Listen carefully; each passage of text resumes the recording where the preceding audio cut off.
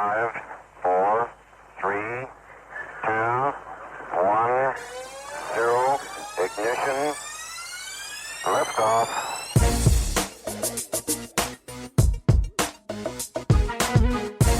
You're listening to the GHT Overland Podcast.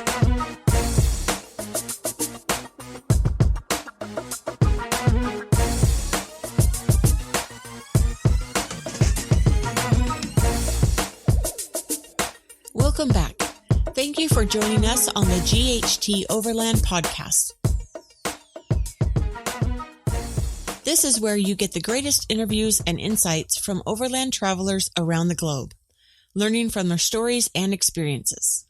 You are about to learn the basics to the advanced in overlanding, so buckle up and get ready for more adventure. I'm Chris. And I'm Lisa. This is part 2 with Brenton of 4x4 Adventures. Last week we learned about the 7 B's, Ice cream in Death Valley, proper packing for your vehicle and why it's important, where and why you should obtain some kind of wilderness first aid training, and of course, much more.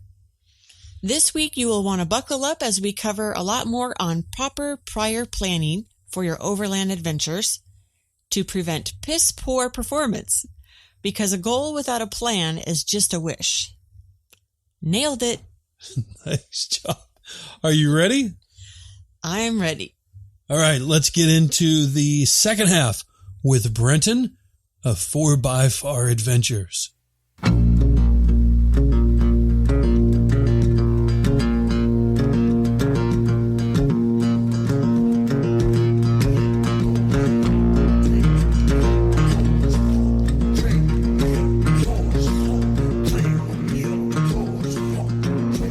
So, Brenton, tell us about that number one biggest challenge you've had to overcome on the road.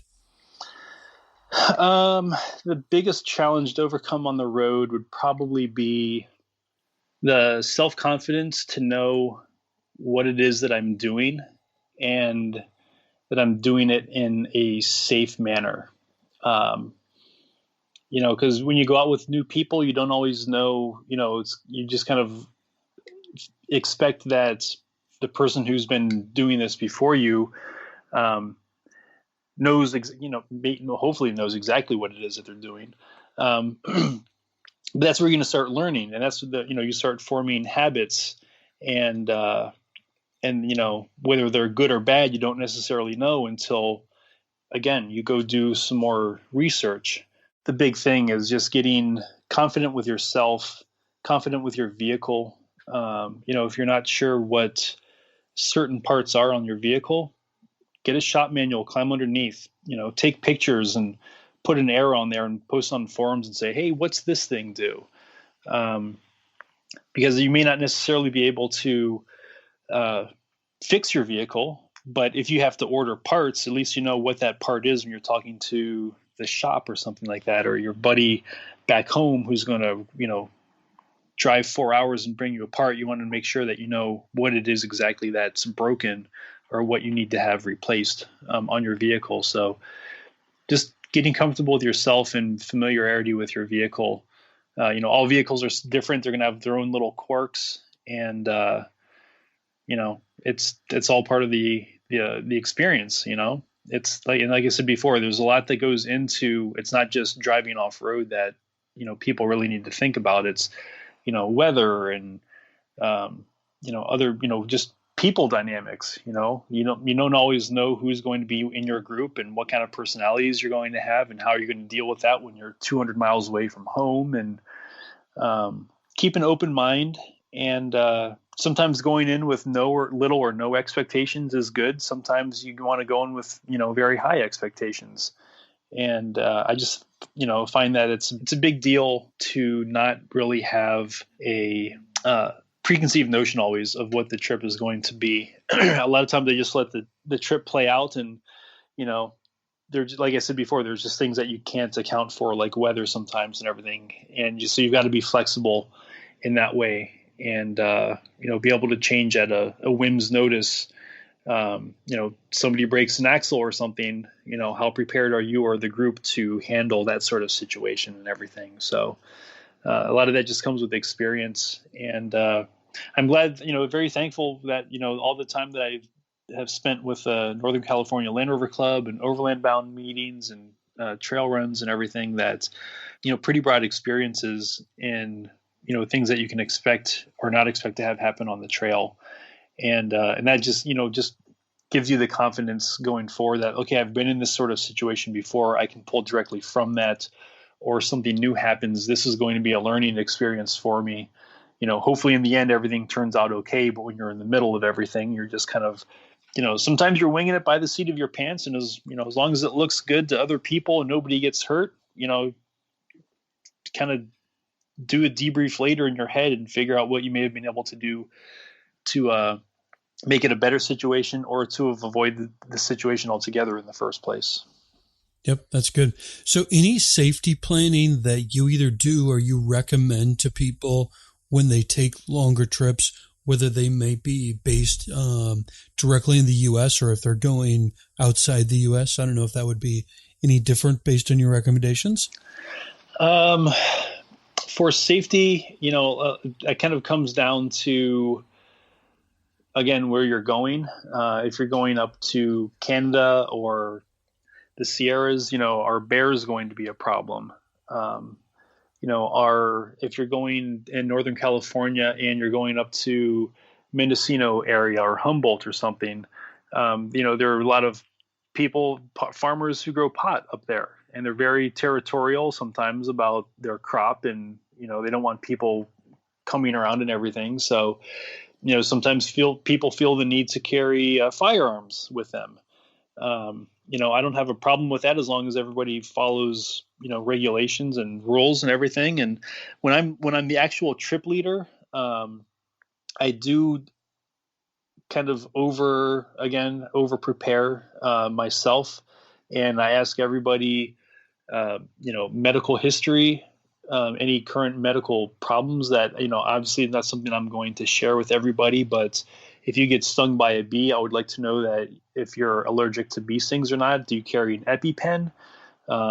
You're not allowed to administer the EpiPen, but you can assist with administering the EpiPen. And that kind of goes back to wilderness first aid classes and what can and can't you do medically out in the field, and hopefully avoid any sort of liability or lawsuits or something like that. So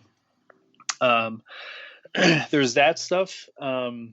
And, personal stuff just in terms of health, carrying hand sanitizer, knowing what local or local laws are. If you're going into different parks, are you allowed to collect down firewood? Are you not allowed to, or are you allowed to? Are you even allowed to have campfires? That's kind of the big thing that we've had for a long time with the droughts in California is, we've not been able to have, campfires for the longest time. And, do you need to have a campfire permit? I always get my campfire permits online. There's a little video that you've got to watch and take a quick little test, and then they'll issue your campfire permit for the year. Is that just in California? I've never heard of needing a campfire permit. I believe it's for national forests. They've got a video, keeping your 6 foot radius around the campfire clear of all your, burnables and combustibles and everything. And, have a shovel and water and stuff like that ready to go. Well, with all the fires we have in the West, that's pretty smart. Yeah. I generally plan to not have a campfire. It also comes into how much wood are you going to need? How many people are there? You don't want to have a giant 6 foot tall bonfire with 20 people standing around. And when it comes to internationally, I don't have as much experience with that. I did some research last year for Team Hunt when they went up into Canada, and they have their little boy Hunt with them. So I had to make sure what form of ID is needed when you're bringing a minor across international borders. Do you need to have a copy of the birth certificate, or do you need to have the original birth certificate? Money, you never want to store all of your money in one location. Keep it on, multiple parts on your body. inside the vehicle in, some, maybe like a random bag, like in your dirty laundry bag or something like that. So yeah, I mean, there's lots of different things to consider when you're talking about traveling across borders into other countries. And money, do you get money beforehand? Can you even get the currency where you're at now? So all of that plays into your planning and how much you think you're going to need to know about what you're getting into. Then on navigation and communication, tell us about your communications and any tips you have. I started off with a CB like everybody does. It's inexpensive. It's easy to install, and there's no test or anything like that you have to take and study for. But the range and the quality is terrible. I've been in groups of 10 people within, a couple thousand feet of each other, and there are times I wouldn't hear a broadcast, but I would hear an answer from somebody else. And when you're driving on a washboard road and the entire vehicle is shaking and you can barely hear yourself think, there's no way you're going to be able to understand, somebody talk like this on the CB. True. So get your ham radio license. Don't be afraid by the test. Go out and take the ham cram study sessions. It takes 2 or 3 hours before the test.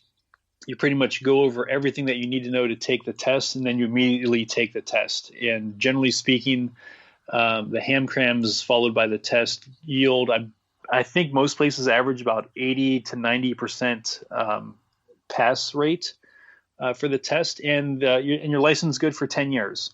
So, ham radios can be expensive, but, I know lots of people that have used, they get a, $25 or $30 handheld Baofeng off of Amazon.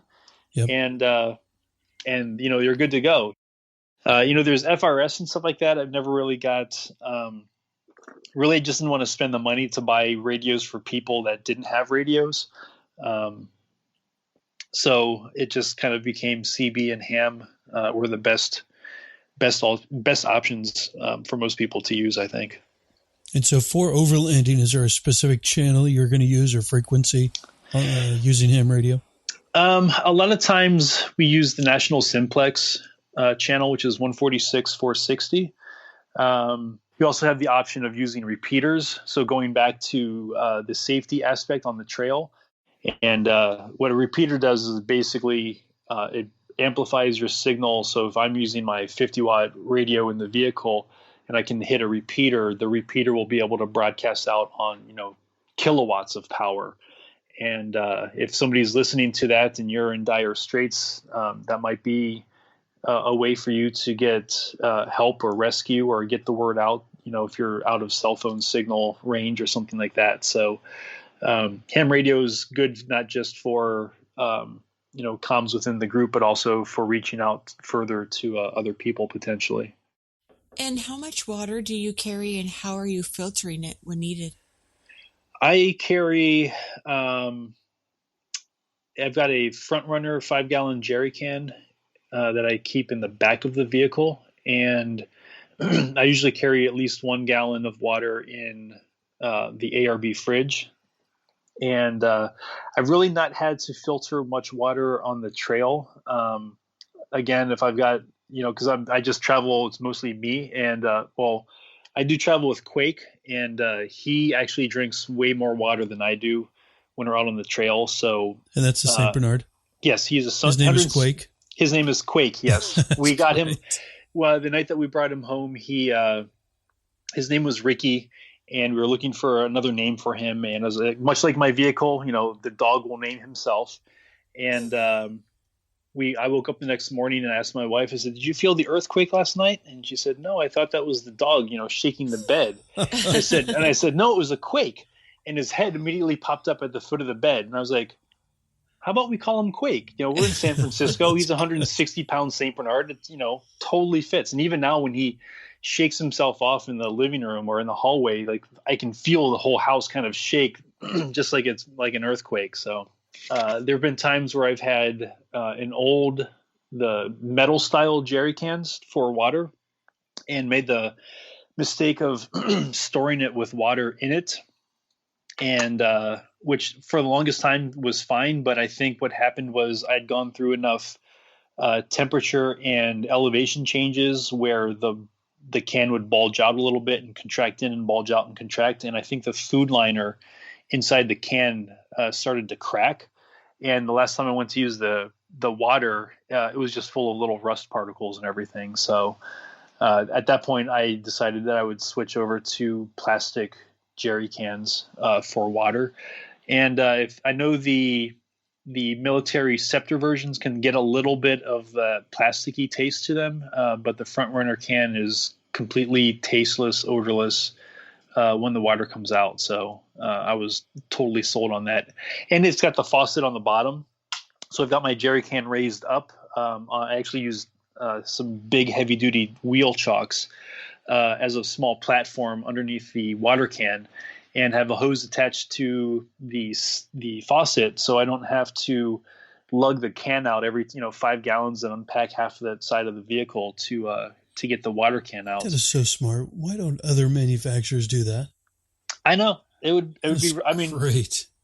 It's really cool. I mean, there are some that have like a little faucet that folds up inside the can, and you can unscrew the top, and it's a little battery operated pump, and you can get it still at the top, and you have to have the clearance on top and everything. So the only thing that I would like to have with the Front Runner can is a little window inside, so you don't have to always pick up the water can to see how much water is left. I'd like to have a little visual indication, but that might be tricky because of you got to seal it again because there's another hole in there, and it's going to be dark inside. How much of the water are you going to see? But that would be one little upgrade I'd like to have with my water can, is just a visual check. On the refrigerator, real quick, I think you mentioned you have an ARB. Did you say what size of refrigerator you use? I have the 50-quart version. Okay. Are you happy with that size? Is it too big, too small? No, it's the perfect size. If I went any bigger, it wouldn't actually fit in the back.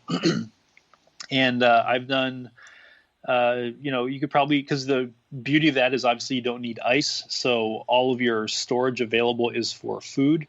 I pack everything in Ziploc containers. And, if you buy something from the store, I take it out of its packaging there, and it goes into a Ziploc container. And you don't have to worry about anything spilling on it or it spilling out onto anything else. Last thing you want is to have,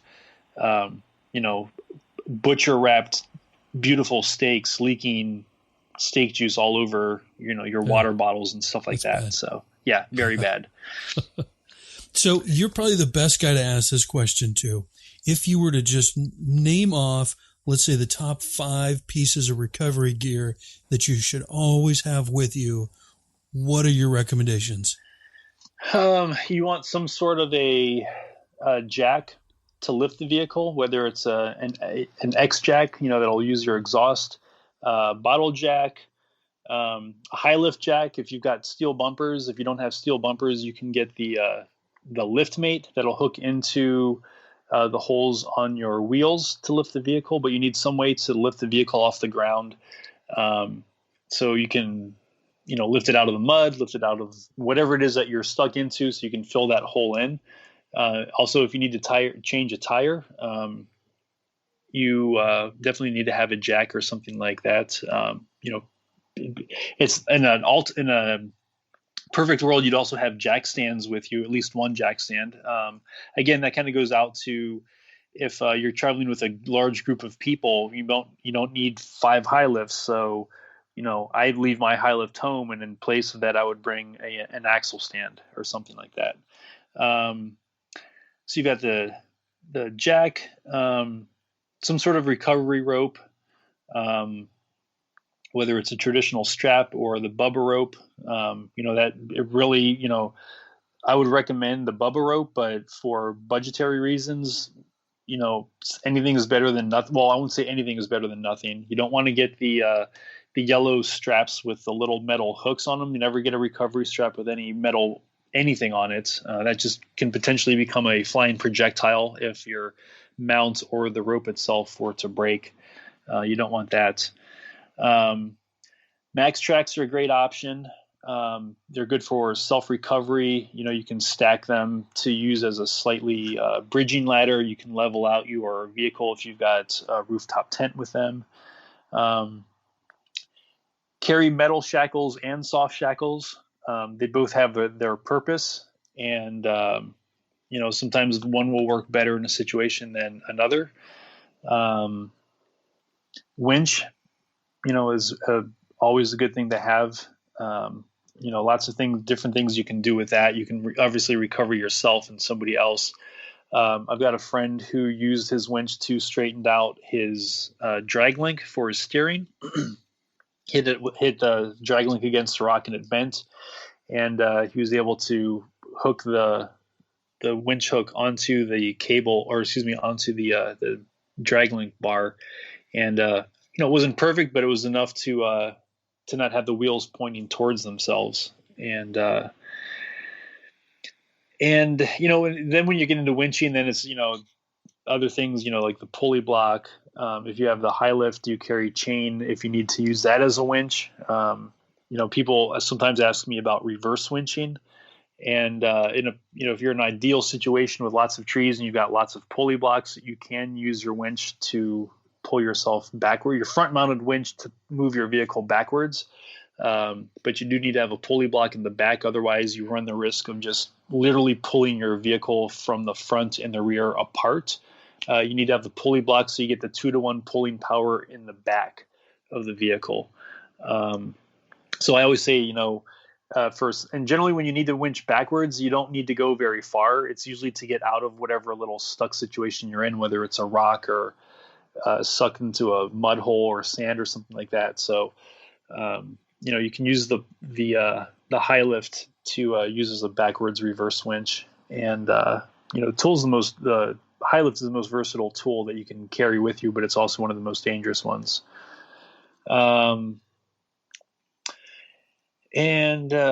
Let's see, any other recovery gear? You get more specific stuff like dead man off-road. Again, this goes back to your planning, your trip planning. If you're going to be out in the desert, it's probably going to behoove you to bring an X-Jack and the dead man off-road to use as a ground anchor if you had to recover yourself, versus a rope, a recovery rope, let's say if you're out there by yourself or something. So a lot of the gear, I carry pretty much all of my gear with me when I go out on trips. Just again, I'm over prepared, and it goes back to, you've got all this stuff and you want to use it and everything. So it's always funny when somebody gets stuck to see who pulls their gear out first, because that's usually the person who's going to actually get to use their gear. So I always like to have mine readily accessible and ready at a moment's notice if need be.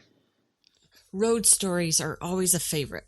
What's a favorite road story of yours, or maybe a situation you were nervous going into, and how did it turn out?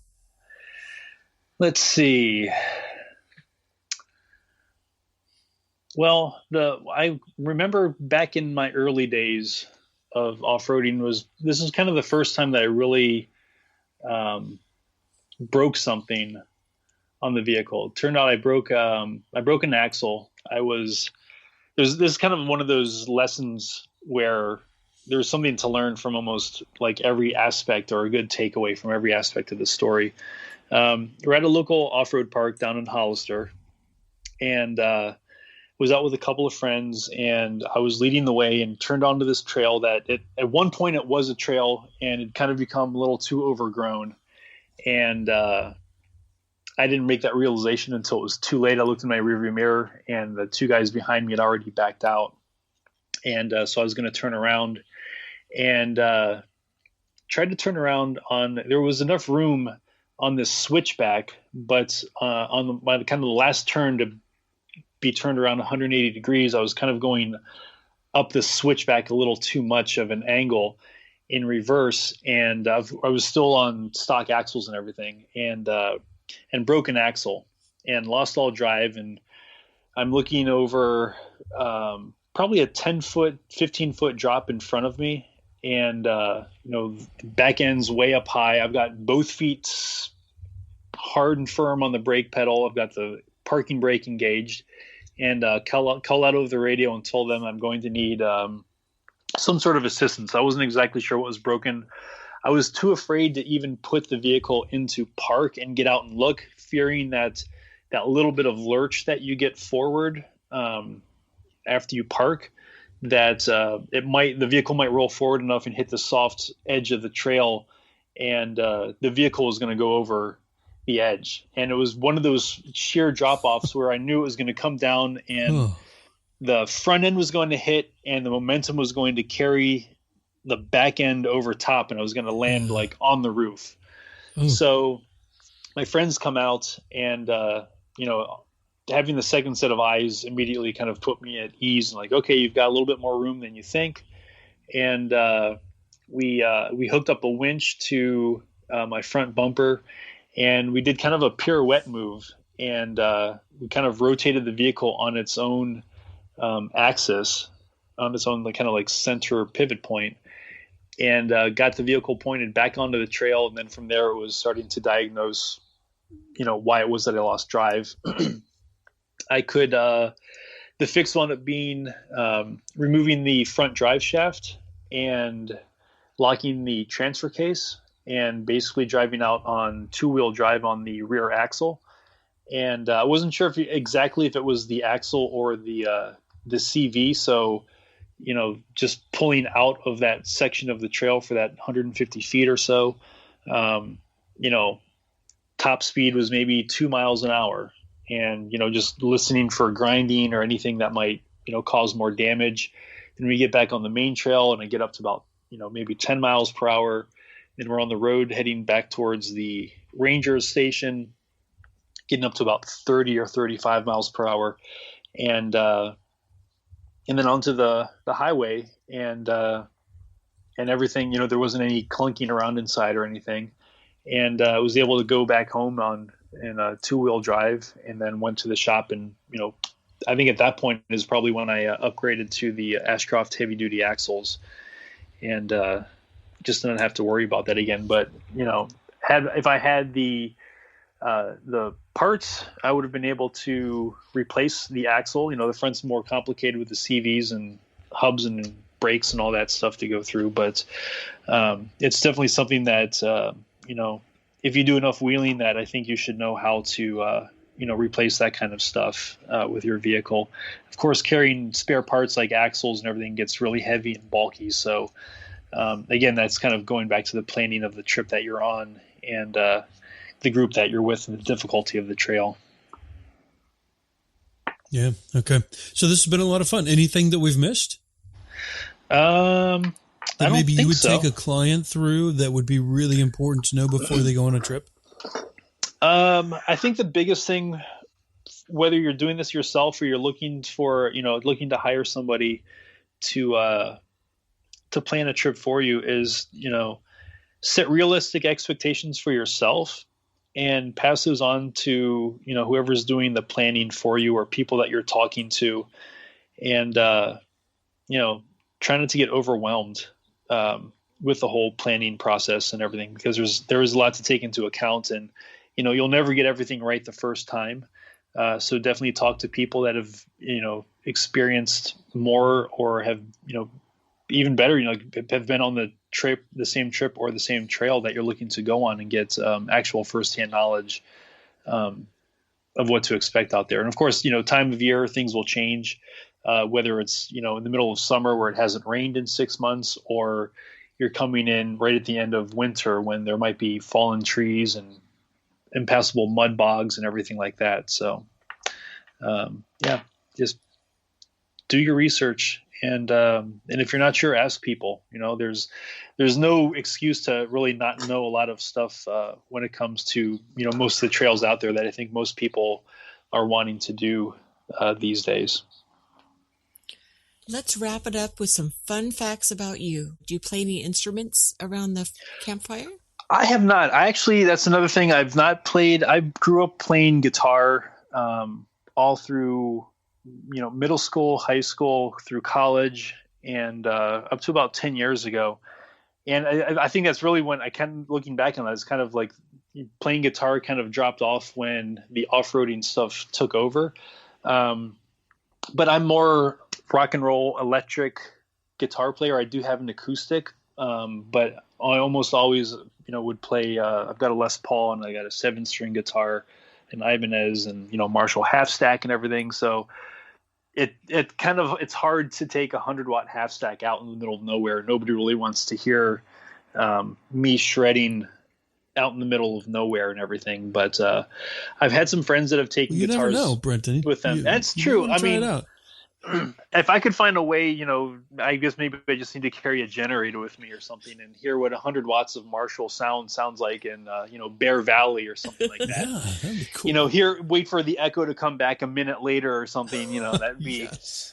kind of interesting. The squirrels out there just jumping around. That's awesome. What's your favorite drink in the morning to get you going? A glass of milk. I'm not a big drinker. I've never had a cup of coffee in my life, which my wife can't believe. She's one of those people who needs to have her coffee as soon as she wakes up, or she can't function at all during the day. So for me, it's, I'm, traditional kid from Ohio. So a nice tall glass of cold milk and my hot oatmeal, and I am set for breakfast and in the morning. Milk, it does the body good. That's right. That's awesome. So what's a favorite beverage at night to wind down after a long day on the road? It's kind of boring, but like a Coke or a Pepsi. I'm drinking water, sometimes Gatorade or vitamin water when I'm out on the trail. And so I save the sweet caffeine stuff for when I get back to camp. And usually it's just, one of those little like half size cans, it doesn't have to be a lot, but just enough to get that kind of sweet taste.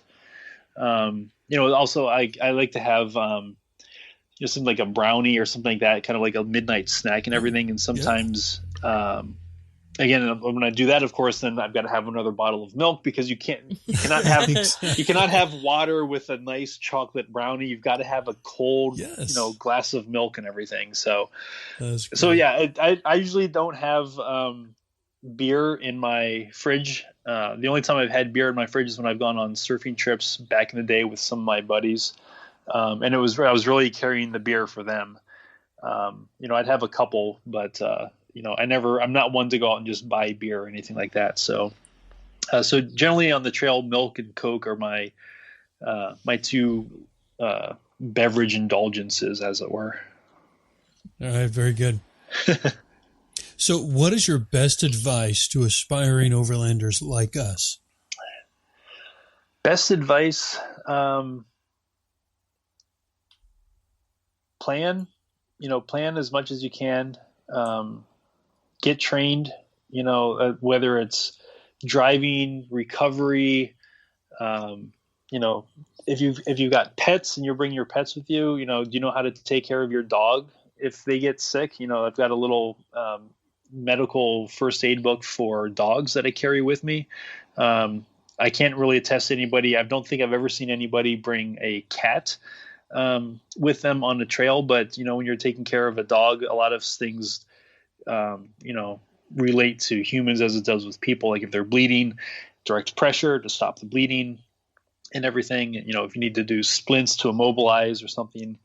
But definitely getting trained on, driving, if possible, find somewhere that you can use your own vehicle, just to get more familiar with it. Especially if you're starting off, you'll notice that you get, you'll hear different sounds on the vehicle, or when you're in low range, the throttle sounds differently or feels differently because of the gearing. It's getting to know your vehicle and what's normal versus what's not a normal sound, or what's not a normal smell. Do you know what coolant smells like? It's that very sweet smell. So if you don't know what it smells like, you may not recognize that your vehicle might be leaking coolant somewhere.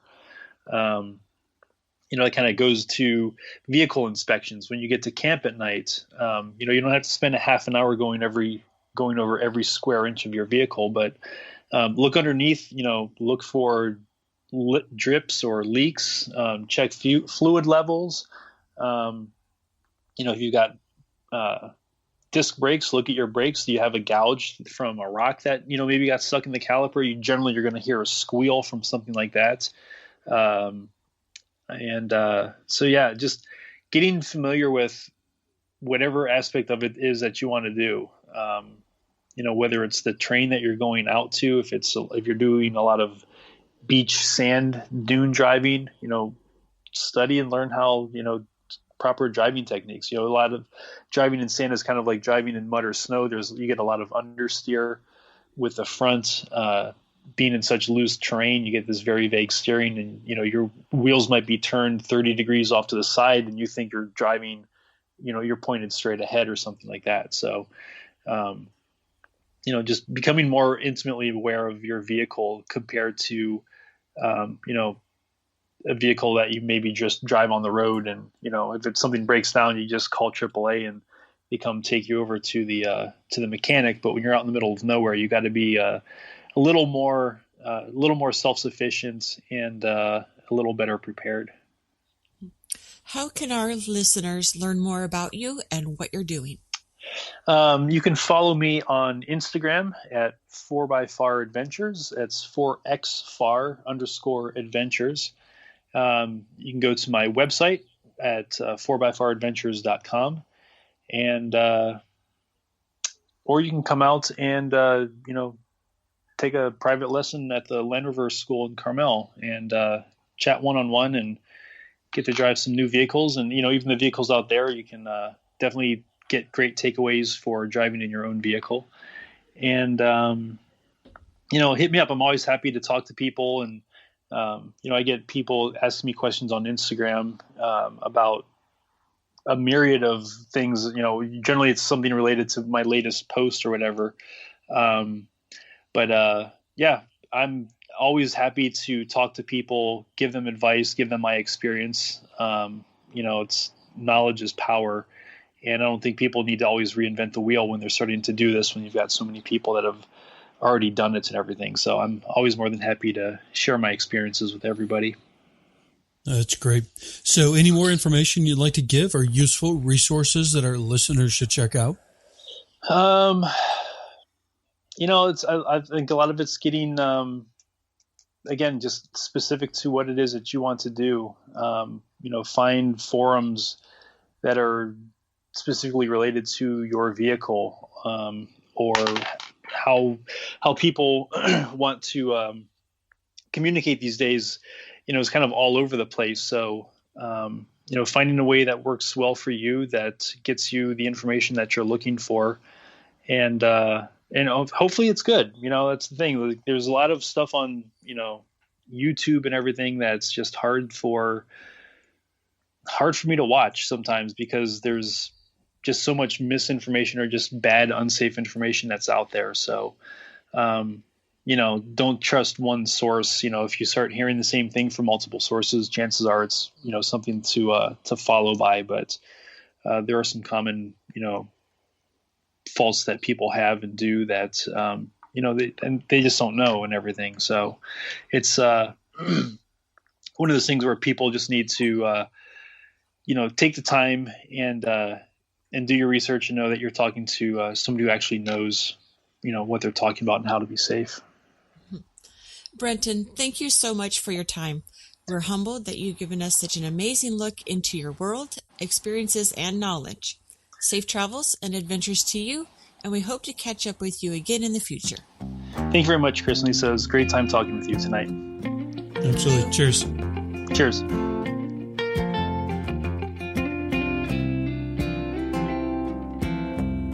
And there you go. Both the Recovery Gear section and the ham radio section were solid gold. Good info and solid education worth knowing. Lisa, what stood out to you? Well, after I recover from being worried about bears, pistol packing farmers growing pot, I think it would be interesting to go overlanding with a dog big enough to be called Quake. A St. Bernard, aren't they like 200 pounds? Well, I looked it up on Google because I was curious. They actually get up to 260 pounds. Oh, wow. And that's why his name is Quake. Oh, and I like the idea of having ice cream, so make sure to properly plan prior to prevent a post-menopausal problem. Was that 7 Ps? You really like the P thing, don't you? Pretty much. Awesome. Brenton, thank you so much for taking your time and sharing your stories, your experience, and your knowledge. That was a ton of knowledge, and we really greatly appreciate you taking the time to pass that on. I only got 1 P, sorry. To all of our listeners. I say it was perfect. Nice. It's a good idea to visit the show notes page on our website at ghtoverland.com/podcasts. Select the 4x4 Adventures episode. All the details and helpful links are already there for you. That is right. And send your questions, suggestions, and feedback to ghtoverlandpodcast. There's another P. At gmail.com. If you have an Amazon Echo, remember to tell Alexa, play the GHT Overland podcast, because that's why they made Alexa. Perfect. We would love it if you would connect with us on social media at GHT Overland. And be sure and share the episode with your friends who enjoy travel off the beaten path. Overland travel is all about meeting new friends, seeing the most amazing places on earth, and of course, new food and new drinks. If you enjoyed the episode, along with Lisa's perfect jokes, it would mean the world to us if you did 2 things to help out. Rate and review, and subscribe to the GHT Overland podcast, giving the GHT Overland podcast a little extra love on your podcast platform of choice. A big thank you to our Patreon supporters. If you'd like to help support the podcast, consider Patreon. Thank you, and we will see you next Thursday for a brand new episode of the GHT Overland podcast. Bye.